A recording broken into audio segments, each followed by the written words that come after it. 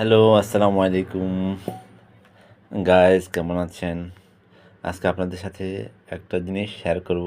সেটা হচ্ছে এই যে দেখতে পাচ্ছেন এখানে কি আছে? এখানে হচ্ছে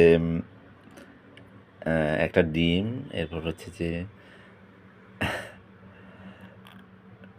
মুরগি, পোল্ট্রি মুরগি আর হচ্ছে আলু ঝোল আছে এখানে।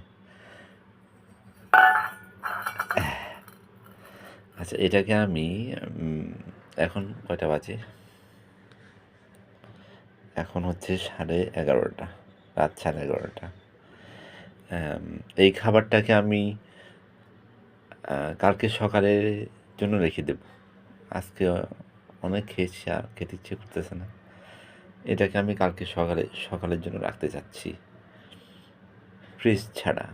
আমার কাছে তো ফ্রিজ নাই এখন তো। তাহলে ফ্রিজ ছাড়া আমি এই খাবারটাকে কীভাবে আমি রাখবো, ওটা আমি নিজে বের করেছি যে কীভাবে এটা রাখা যায়। এই যে দেখতে পাচ্ছেন এটা কি? এটা হচ্ছে জুই নারকেল তেল। হ্যাঁ, জুই নারকেল তেল।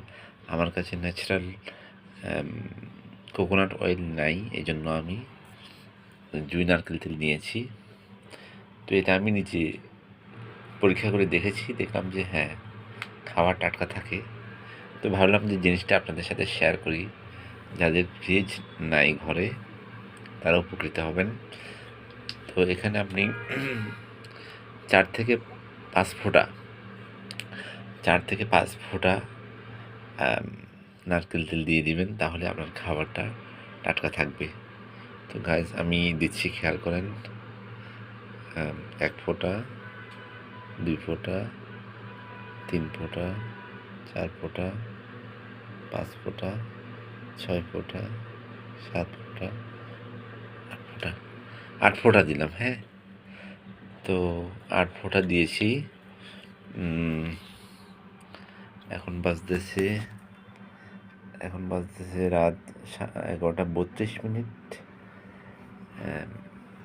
তো কালকে সকালে দেখবো যে আসলে আমার খাবারটা টাটকা আছে কিনা। তো এই খাবারটাকে টাটকা রাখার জন্য এটাকে একটু নেড়ে নেবেন।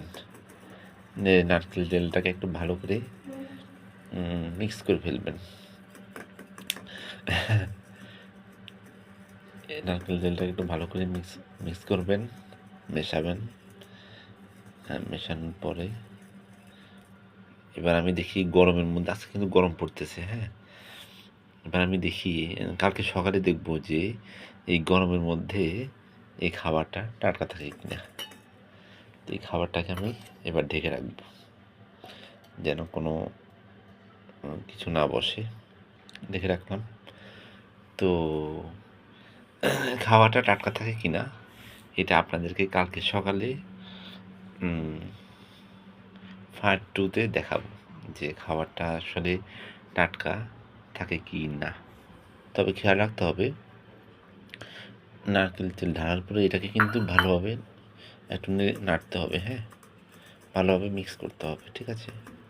আঙুল দেওয়া যাবে না, হাতের মধ্যে কিন্তু ব্যাকটেরিয়া থাকে। আঙুল দেওয়া যাবে না, ব্যাকটেরিয়া ছাড়া আপনি কাজটা করতে হবে। তখন এভাবে দেখে রাখবেন। কালকে সকালে আমরা দেখব যে আমাদের খাওয়াটা ঠিক আছে কি না।